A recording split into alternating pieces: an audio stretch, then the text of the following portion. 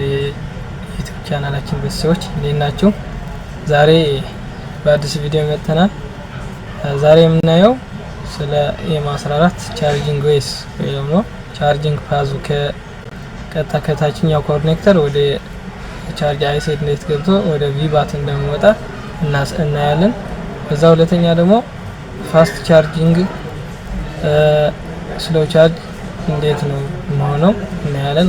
ሌላኛው ደግሞ ሞይስቸር ወይም ደግሞ እነዚህ እርጥበቶች ቴምፕሬቸር ኤረር ምናምን የሚሉ ነገሮች እንዴት እንደሚሆኑ እናያለን ማለት ነው። ቀጥታ ወደ ቪዲዮ እንሄዳለን።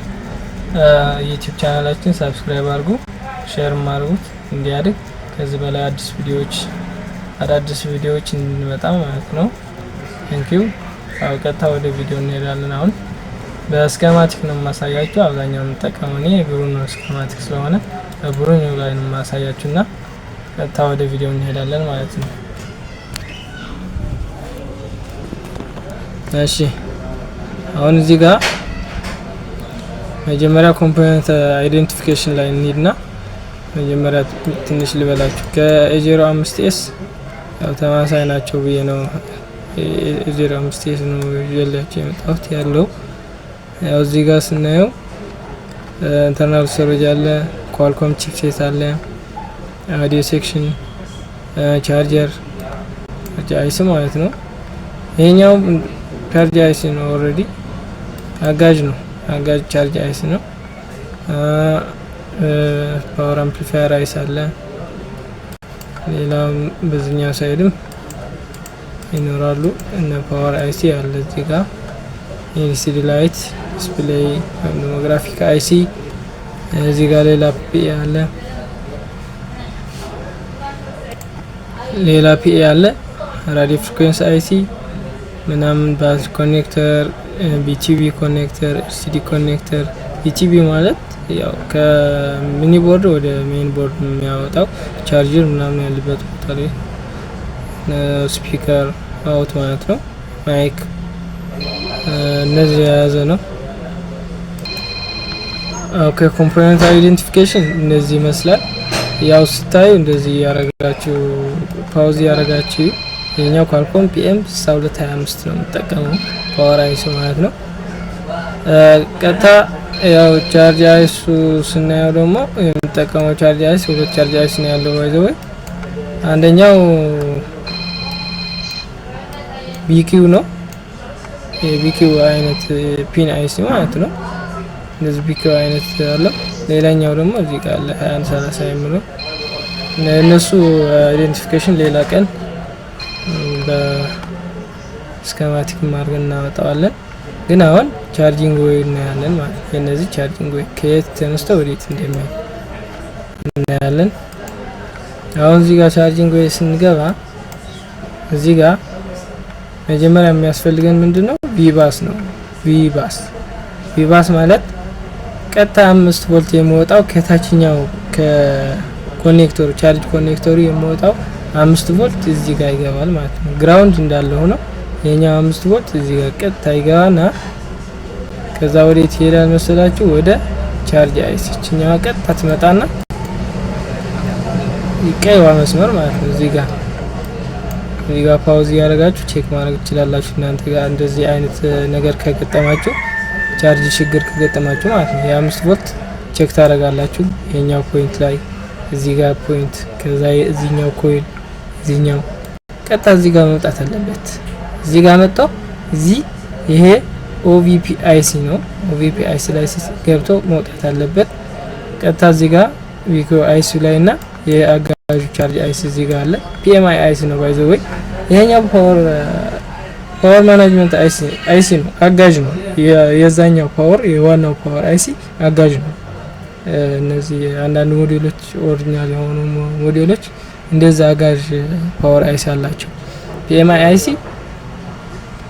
ለፓወር አይሲ ያግዘዋል፣ በጣም ነው የሚያግዘው፣ ብዙ ነገሮች ያግዘዋል። አሁን ሌላ ስኬማቲክ ላይ ካሳየኋችሁ እነዚህ ፒን አውቴጅ ሌሎች ሌላ ፈንክሽን አላቸው። ፎር ኤግዛምፕል አብዛኞቻችሁ አንዳንዶቹ ኤልኢዲ ፍላሽ ላይት ከዚህ ወስዱ ያሉ ከዚህ ኮንትሮል የሚደረጉ ማለት ዘንድ ለዛኛው ፓወር አይሲ ያግዘዋል ማለት ነው። እና እዚህ ጋር ስናይ ቪባስ ዩኤስቢ የሚለው 5 ቮልት እዚህ ጋርም ገብቷል። ያው እንደምመለከተው እንደዛ ቻርጅ አይሲ እንደመሆኑ ማሳየው ማለት ነው። ከዛ ቀጥታ ፕሮሰስ ተደርጎ ቪባት ከዚህኛው ሳይድ ይወጣል ማለት ነው። ቪባት ከዚህኛው ሳይድ ወጣ፣ ይሄኛውም ከዚህም ወጣ ማለት ነው። አጋዥ እንደመሆኑ ይወጣል። ከዛ ቀጥታ ወዴት ይሄዳል? ወደ ቪባት ነው የሚሄደው። ይሄ ወደ ባትሪ ኮኔክተር ማለት ነው። ይሄኛው ደግሞ ቪፒኤች ላይ ነው ወጣ። ይሄ ቪፒኤች ወዴት ነው የሚሄደው? ቪፒኤቹ ወደ ሌሎቹ ኮምፖነንት ይችላል።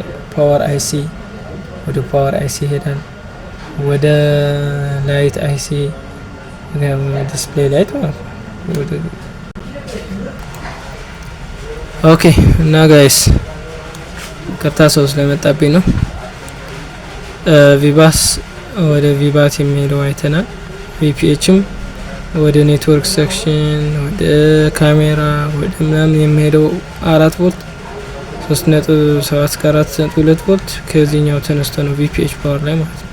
ከባትሪ ደግሞ የሚመለሰው አሁን ቻርጅ ስናደርገው ወይም ደግሞ ቻርጅ ስናወጣው የሚመለሰው በአይሱ አማካኝነት ነው። ወደ ኋላ የሚመለሰው ኢንተርናል ሰርኪት ስላለው እዚህ ወደዛ ስዊች ያደርገዋል ማለት ነው። ስዊቺንግ ሲስተም አለው። ቀጥለን የምናየው ይሄ የአምስት የቪባሱ ነው ኤክስፕሌን ያደረኩላችሁ። ሌላ ደግሞ ምን አሉ የዩኤስቢ ዳታ ማይነስ እና ዳታ ፕላስ የሚባሉ ለምንድን ነው የምጠቀመው? ፎር ፋስት ቻርጂንግ እንጠቀምበታለን። ፎር ፋስት ቻርጂንግ ኤንድ ዳታ ትራንስፈር ማለት ነው። ፋስት ቻርጂንግ ስንል እነዚህ ላይኖች እነዚህ ኤስፒ ላይኖች ቀጥታ እነዚህ የሚመጡት ከታች ከቻርጀሩ ነው። እነዚህ ብሬክ ከሆኑ ወይም ደግሞ አንደኛው ቮልቴጅ ሚስ ቢሆን ስሎ ቻርጂንግ ያጋጥመናል ማለት ነው። ስሎ እየሆነ ያስቸግረናል። እነዚህ ፖይንቶች ቼክ ማድረግ አለባቸው። እነዚህ ማለት ወይ ለግራውንድ ሾርት ሆነዋል ወይስ አልሆኑም፣ ለራሳቸው ብሬክ ሆነዋል አልሆኑም የሚለው ነገር ቼክ ማድረግ አለባችሁ። ቀን ስለ ሾርት ከሆኑ ወይም ደግሞ ኦፕን ከሆኑ ምንም አይነት ቮልት ከሌላቸው እንዴት አድርገን ማስተካከል እንዳለብን በሌላ ቀን ቪዲዮ እናያለን። ሌላ ከባትሪው ኮኔክተር ተያይዞ የሚመጡ ችግሮች አሉ። ያው በቻርጅ ሰዓት ላይ ማለት ነው። አሁን ቻርጅ ሰዓት ላይ እዚህ ጋር አለው ባትሪ ፒ እና ባትሪ ኤን፣ ባትሪ ተርማል የሚለው እነዚህ ባትሪ ፒ እና ባትሪ ኤን ባትሪ ኔጌቲቭ ለሰርኪት ኮምፕሊሽን ነው። ባትሪ ፖዚቲቭ ደግሞ 3.7 እስከ 4.2 ነው። ያው ከዚህኛው እኩል ነው ማለት ነው። ቀጥታ የሚገቡት ቻርጅ አይሲ ላይ ነው ሳሳያችሁ። ቻርጅ አይሲ ላይ ቀጥታ ይገባሉ። የላይኛው ቻርጅ አይሲ ማለት ነው። አሁን እንደ ፒኤምአይ አይሲ ነው የምጠቀመው። ይሄ አይሲ ያልኳችሁ አጋዥ ነው ያልኳችሁ በምክንያት ነው። ይሄኛው እንደ ባትሪ አይዲ ነው የምንጠቀመው።